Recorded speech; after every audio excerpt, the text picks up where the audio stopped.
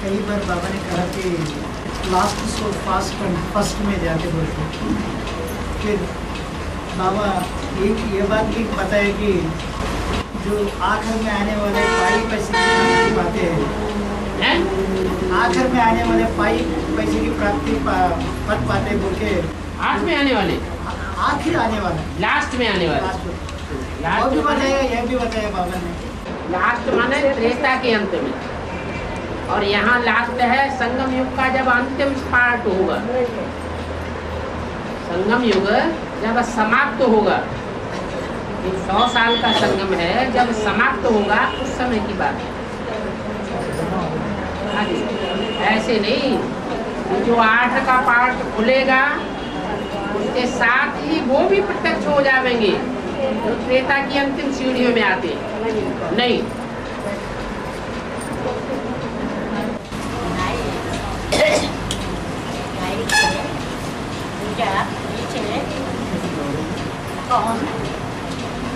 आप तेलुगु भाषा में बोल दो। गाय की पूजा करते हैं, मुख की पूजा नहीं करते।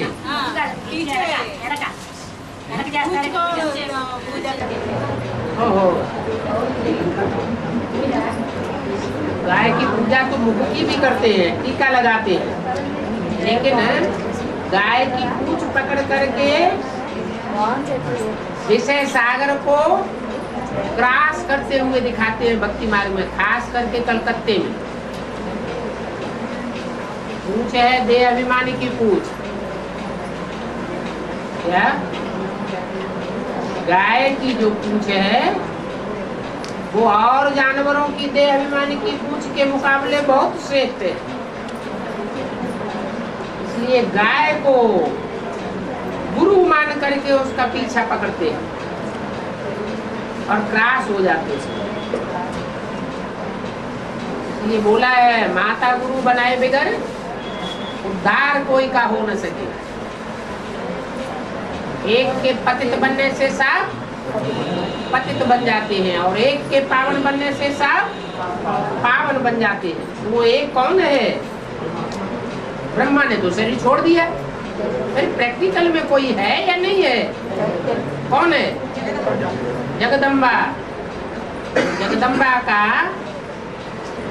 जो देह अभिमान रूपी पूंछ है, वो पूंछ को फॉलो करना पड़े।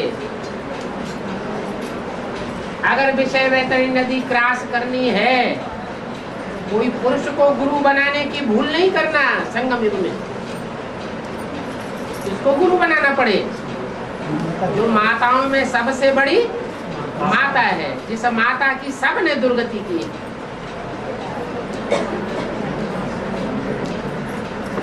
और उस माता की सदगति होगी तो सब की सदगति हो जाएगी। एक के पतित बनने से सब पतित हो जाते हैं, और एक के पावन बनने से सब पावन हो जाते हैं। दिल्ली कब्रिस्तान बनती है, दिल्ली परिस्तान बनती है। को भी दिखाते हैं, क्योंकि पूजा नहीं करते हैं। विभूति को भी दिखाते हैं, पूंछ को लक्ष्मी को दिखाते हैं।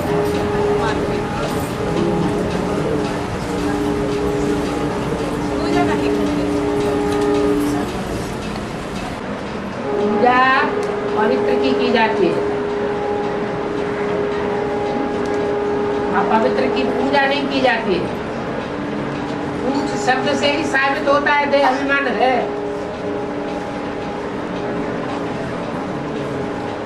और देह अभिमान है तब ही कंट्रोल होता है, नहीं तो जिसमें देह अभिमान नहीं उसमें कंट्रोल करने की भी दरकार नहीं। सतयुग में लक्ष्मी नारायण को खड़ा हुआ दिखाया है या छत्र छाया के नीचे दिखाया है? माना कंट्रोल कर रहे हैं या ऑटोमेटिक कंट्रोल होता है?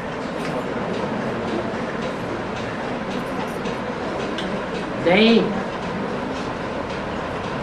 अनुशासन वहां टूटता ही नहीं। कहाँ? सतयुग में कोई अनुशासन ही नहीं होता, इसलिए शासन किसके ऊपर करेंगे?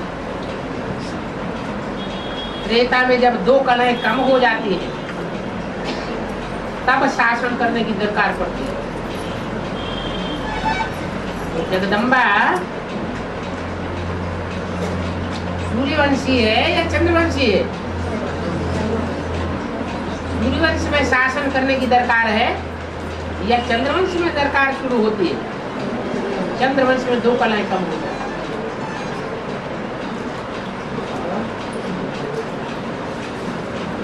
इसलिए कहा जाता है राज करेगा खालसा, और सिखों में ही कहते हैं जरूर सिख धर्म की कोई आत्मा है जो अंत में सारे ही ब्राह्मणों की दुनिया को कंट्रोल करेगी। क्यों? भगवान आकर के ऐसा परिवर्तन कराते। माता को सबने कंट्रोल किया है,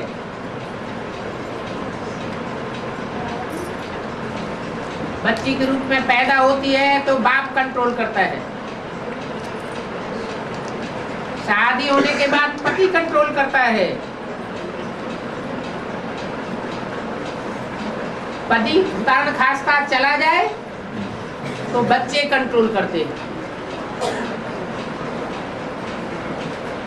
माता कभी स्वतंत्र नहीं रह पाई कलयुग में।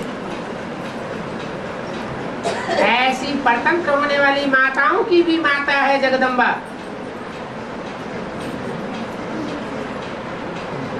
तो जगदम्बा आकर के अंत में राज करती है।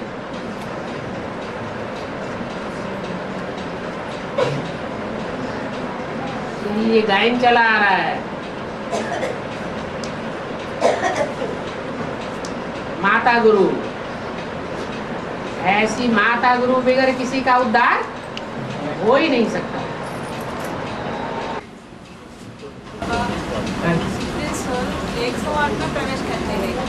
सुप्रीम सोल 108 में प्रवेश करता है, फिर तो सर्वव्यापी होना चाहिए। अरे वो एक व्यापी है या सर्वव्यापी है या 108 व्यापी है?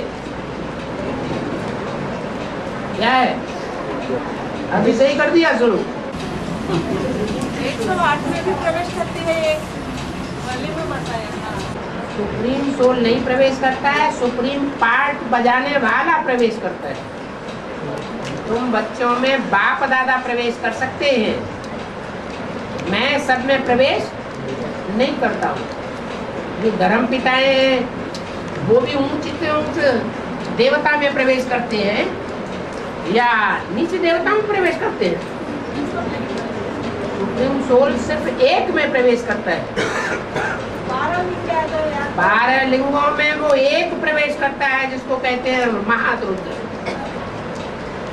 11 है सामान्य रुद्र।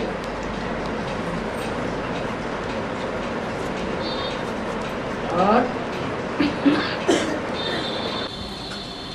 वो भी मुकर्रर रथ में मुकर्रर रथ में प्रवेश करता हूँ। कोई ये कह नहीं सकता, साबित नहीं कर सकता कि मेरे अंदर शिव बाप प्रवेश है। हाँ, बच्चों को उठाने के लिए कोई मैं प्रवेश करके दृष्टि देता हूँ, कोई मैं प्रवेश करके वाचा की ताकत देता हूँ, कोई मैं प्रवेश करके वाइब्रेशन की ताकत देता हूँ। बाकी कोई कह नहीं सकता कि मेरे अंदर शिव बाप प्रवेश है। अगर कहे तो बाप कहते हैं वो कौन है? भस्मासुर नहीं, हिरण्यकश्यप।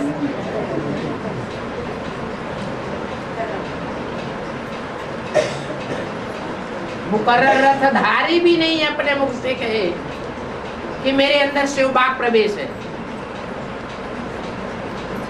अगर कहे तो दोष लगता है, हिरण्यकश्यप बनने का दोष लग जाता है। भगवान होगा तो भगवान को कहने की क्या दरकार कि मैं भगवान हूँ।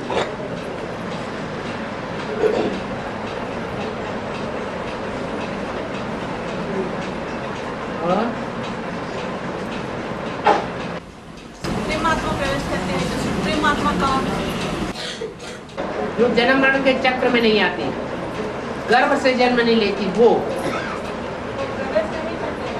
एक मुकर्रर रथ में प्रवेश करता है बाप के लिए। और अगर रुद्रमाला के सभी मणकों में प्रवेश करे तो 11 रुद्र मुख्य माने जाते हैं, 108 की रुद्रमाला भी मानी जाती है।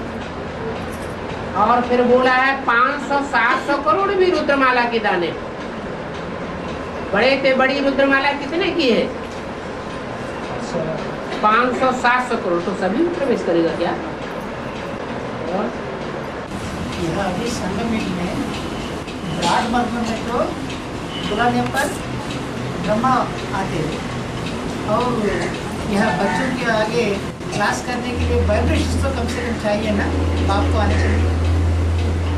याद का वाइब्रेशंस, अगर याद का वाइब्रेशन चाहिए तो फिर मुकर्रर हो जाने चाहिए। अभी याद में बैठ करके हम बुला लें, बुलाते हैं या बुला पाते हैं?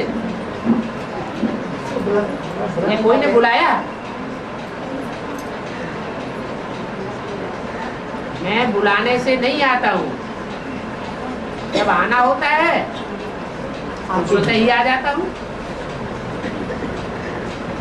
इन्हें ब्रह्मा से पूछो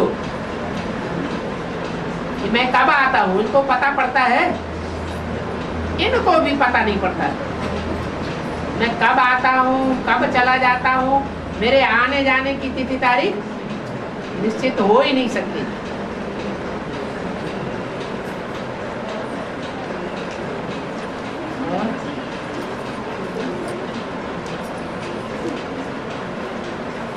ये भी एक बाप के पार्ट की पहचान है। बाबा, विष्णु को पूरा अलंकार क्यों दिखाते हैं? अलंकार माना देहाभिमान होते हैं ना। अलंकार देह अभिमान होते हैं।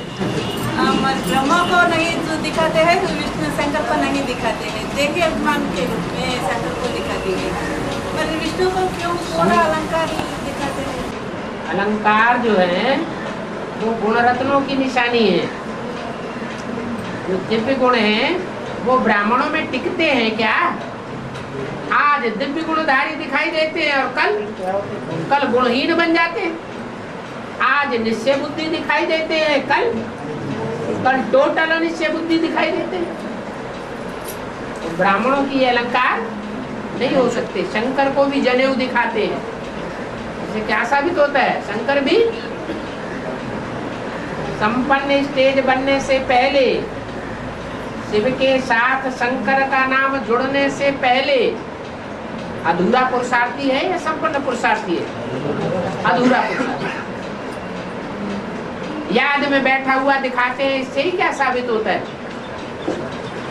संपूर्ण है या अपूर्ण है? याद में बैठा है माने संपूर्ण है, नहीं तो याद करने की क्या दरकार? और ब्रह्मा तो है ही दाढ़ी मूछ वाला। ब्रह्मा को तो पावन देवता कहेंगे ही नहीं।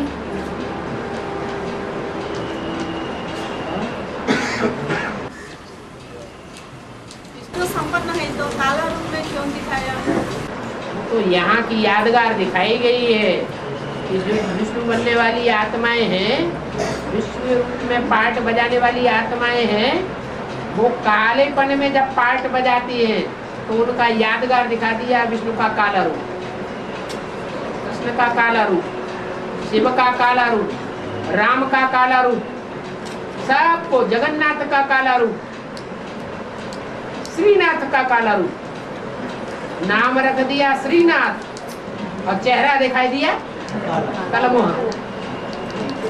बाबा ने कहा कि रजो स्टेज क्रॉस किया तो अनुभव होता है बोल के बाबा ने कहा।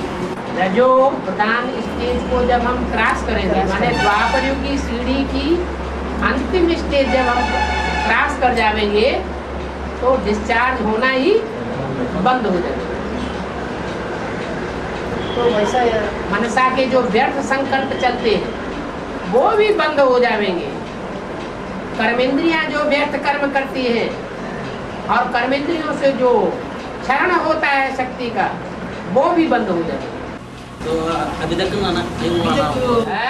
अभी तक ना वो स्टेज अभी तक देवान है ना, देवान है तो अनुभव भी होता होगा। देवान तो अनुभव हो रही है, वो तो स्टेज पास किया बोल के अनुभव नहीं हो रही बात है? देवान हो है बोल के अनुभव हो रहे, और जो स्टेज हम पास किया बोल के अनुभव नहीं हो लेकिन बाबा ने बोला है तो निश्चय बुद्धि होना चाहिए ना, कि बाबा ने बोला है तो ऐसी भी स्टेज हमारी नंबरवार आवेगी, आवेगी ना, नहीं आवेगी। कभी कभी नेगेटिव संकल्प चलाएंगे तो नेगेटिव हो जाएगा। कभी कभी ये संकल्प आ रहा है कि आखिर में कब तक होना ये चाहिए, कभी नहीं अभी।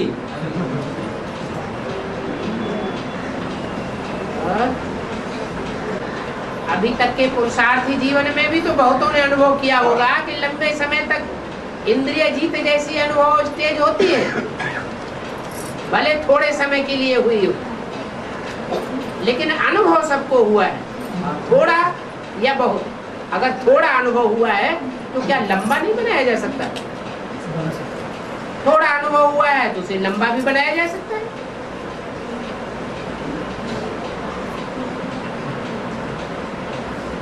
माया या मायावी पुरुष या मायावी स्त्री या मायावी पदार्थ हमारा पीछा तब तक ही करेंगे जब तक उनके साथ हमारा हिसाब किताब जुड़ा हुआ है। उत्तरेसर जन्मों का हिसाब किताब हमने ही जोड़ा है, वो हिसाब किताब पूरा होगा और उनके प्रभाव में आना हमारा बंद हो जाएगा।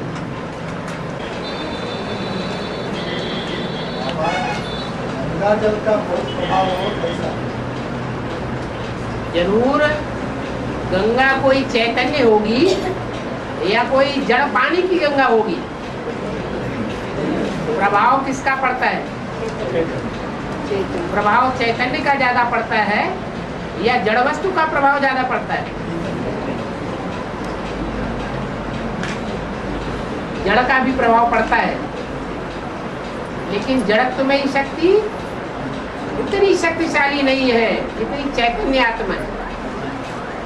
और गंगा को चित्रों में चित्रित किया गया है। शंकर के जटाओं में गंगा बैठी हुई है, मुख दिखाया गया है। इसका मतलब मुंडमाला का मणका है, रुद्रमाला का मणका है, कोई चैतन्य आत्मा है। बल तन से पवित्र न रही हो, लेकिन मन बुद्धि से मुंड ज्ञान की धारा बहाता रहा है, मनन चिंतन मंथन में रहा है।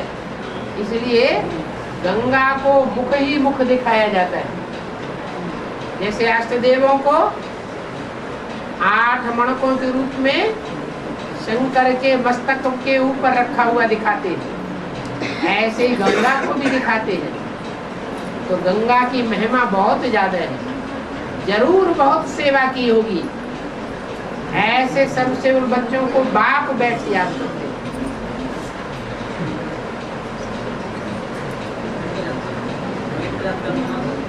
और ये ज्ञान गंगाएं निकली है अंत में, न आदि में इतनी प्रत्यक्ष होती है, न मध्य में इतनी प्रत्यक्ष होती है, अंत में जब निकलती है तो प्रत्यक्षता हो जाती है। जैसे सन्यासियों के लिए बोला है, अंत में जब सन्यासी निकलेंगे तो तुम बच्चों की प्रत्यक्षता हो जाएगी।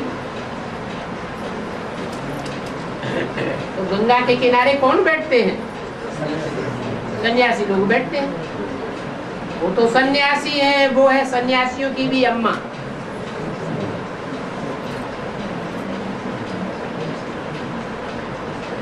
सन्यास व्यक्ति की विशेष प्योरिटी उसके अंदर रही होगी।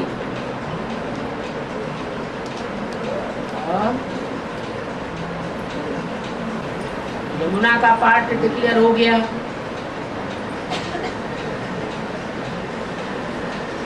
बेसिक में भी, एडवांस में भी। सरस्वती जगदम्बा का पार्ट डिक्लेयर हो गया। अभी कहें अंत हुआ? क्यों नहीं अंत हुआ? क्योंकि बोला है ज्ञान गंगाएं निकली हैं अंत में।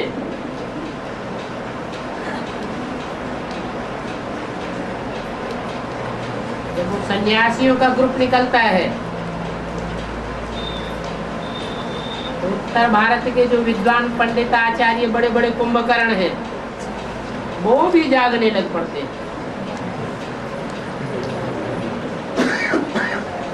दक्षिण भारत में चारों ओर लहर फैली है, जो भी फैली है। उत्तर भारत के कुंभकर्ण अभी भी सोए हुए हैं।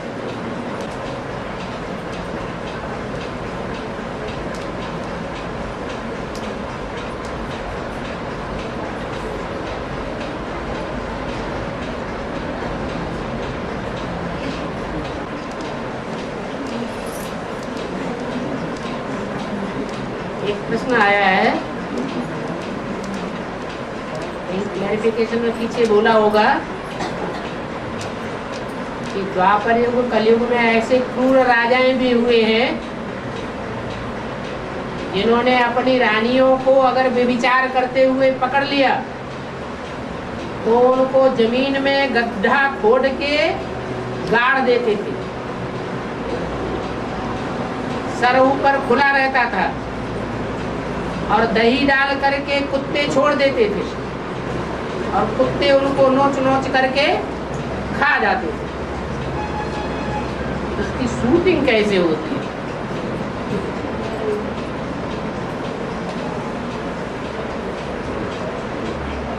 अभी तक तो ऐसी शूटिंग हुई नहीं। हुई है क्या? नहीं हुई, लेकिन आगे ऐसा टाइम आने वाला है। विचार जो है वो देह अभिमान के कारण पनपता है कि बिना देह अभिमान के विचार पनपता है। तो जो रानियां इतने देहभान में आती हैं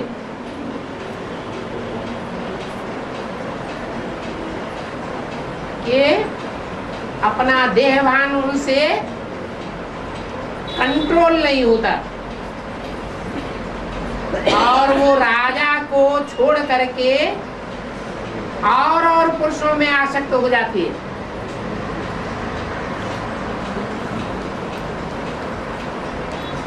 तो उनको ये सजा मिलती है। अगर ये साबित हो जाए सजा की गड्ढे में, अवनति के गड्ढे में गिरती है और गिरने के बाद मिट्टी से चारों ओर देह अभिमान की मिट्टी से इतनी परिपूर्ण हो जाती है, भर जाती है कि जो व्यभिचारी कुत्ते हैं वो नोच नोच के खा जाते हैं। दूसरे शब्दों में मुरली में भी बोला है, जो गायें दूध नहीं देती,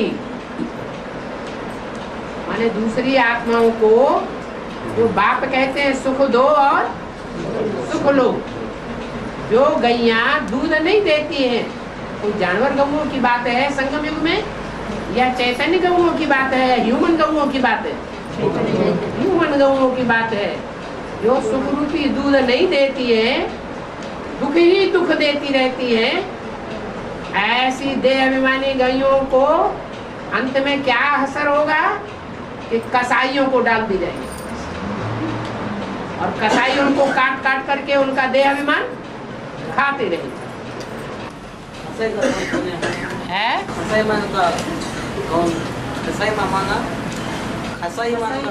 कसाई माने गाय काटने वाले मुसलमान होते हैं। और कहाँ की बात?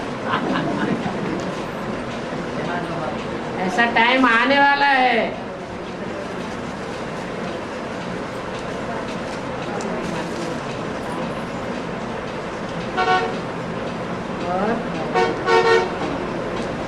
यह सब सीताएं हैं ना? है? यह सब सीताएं हैं ना? तुम सब सीताएं हो, है ना? तो ये बात पुरुषों को भी लागू होती है। है? अभी जो पुष्कर में है उसका भी लागू होता है क्या? ये इसमें महावत अभी पुरुषों को भी ये बात लागू होती है। तुम सब सीताएं हो, सब श्रीमत की लीका से नीचे ऊपर होने वाली हो, कोई कम कोई ज्यादा।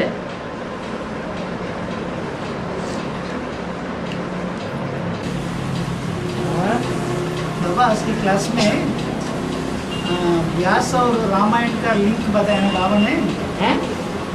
व्यास और रामायण, हाँ। की बात हाँ जी, हाँ जी। बाबा बताया, इसका क्लैरिफिकेशन तो नहीं मिला, है इसका क्लैरिफिकेशन तो क्लास में नहीं आया। माना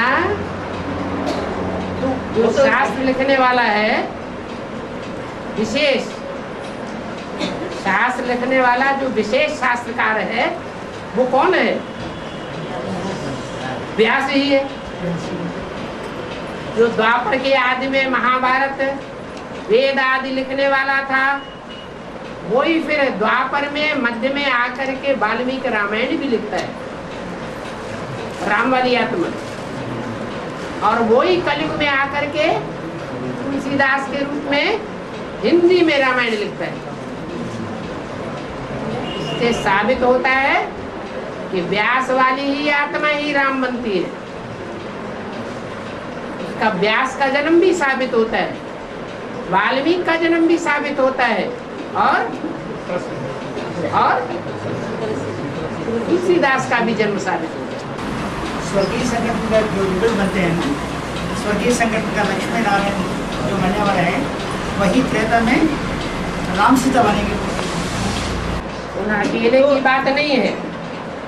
सतयुग में जो भी जिस नंबर के नारायण बनेंगे, उसी नंबर के त्रेता में राम सीता बनेंगे। मान लो संगम युग का पहला लक्ष्मी नारायण है जी, नर से नारायण, बाबा ने कहा त्रेता की पहली गद्दी में वो राम सीता बनेगा। वही आत्माएं बनेगी, वही आत्मा। वही आत्मा। ऐसे 21 जन्म वही आत्मा आवेगी। किस जन्म की बात नहीं है, त्रेता में तो जन्म ही 12 होते हैं। 12 और यहाँ है ना, सतयुग में 9 जन्म होते हैं। जो 9 जन्म के लक्ष्मी नारायण हैं, 9 डायनेस्टी में, वो त्रेता की 9 डायनेस्टीज में राम सीता बनते हैं। डिनास्टीज में बनते बाबा, वो तो पहले जो युगल है, जो युगल लिखा हुआ है, वही युगल के रूप में 21 जन्म चलेगा क्या? हाँ जी, हाँ जी, हाँ जी। लौकिक दुनिया में बाप एक जन्म की सगाई कराते हैं, और ये बेहद का बाप 21 जन्म की सगाई कराते हैं। 21 जन्म तुम प्यार के बंधन में ऐसे बंध करके रहेंगे जो कोई बीच में रावण टांग अड़ाए नहीं सके। इतना अकूट प्यार मिलता है।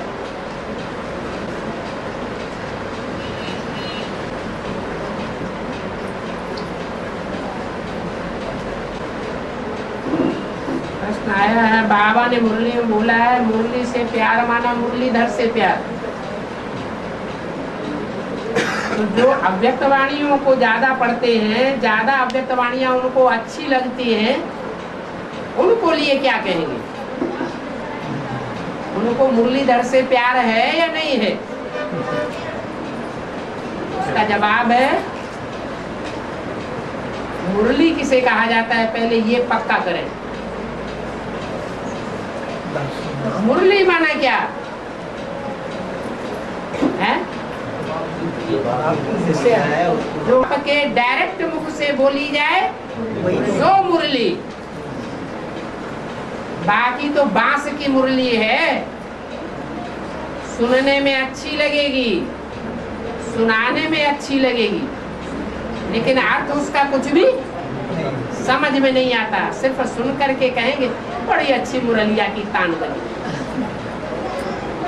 लेकिन समझ में तो कुछ भी आई नहीं। तो वो मुरली की बात नहीं है। जो सिर्फ सुनते हैं, सुनाते हैं, लेकिन समझ भी नहीं पाते और दूसरों को समझाए भी नहीं पाते, और फिर जीवन में धारणा करना तो दूर की बात रह गई। मुरली से प्यार माना मुरलीधर से प्यार, तो कौन सी मुरली की बात है? वही मुरली की बात है जो बाप भी है और टीचर भी है और सदगुरु भी है। तो क्या ब्रह्मा बाबा के तन से बाप, टीचर, सदगुरु कहें?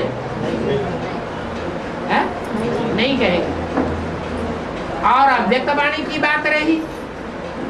अव्यक्तवाणी भले ब्रह्मा के मुख से बोली जाती है, दादी गुलजार के मुख से ब्रह्मा की सोल बोलती है, लेकिन उसका क्लैरिफिकेशन होने के बाद वो मुरली है या बिना क्लैरिफिकेशन के भी मुरली है? क्लैरिफिकेशन के बाद ही वो मुरली है? क्लैरिफिकेशन के बाद ही वो मुरली। क्लैरिफिकेशन जब मिलता है तब कहेंगे मुरली, नहीं तो जैसे भूत प्रेत होते हैं, किसी में प्रवेश करते हैं, अजब अजब तरीके से बोलते हैं, कोई करके बोलेगा, कोई जोर से बोलेगा, कोई गोसे से आवाज से बोलता है, कोई कैसे बोलता है, माने उनकी आवाज ही निराली होती है। भगवान बाप तो व्यक्त भाषा में आकर के बोलता है, पति तन में आकर के बोलता है, गुलजार दादी के तन में, पावन तन में आकर नहीं बोलता है, उसको मुरली नहीं कहेंगे। ब्रह्मा कुमार कुमारी सुनेंगे तो बहुत नाराज होगा।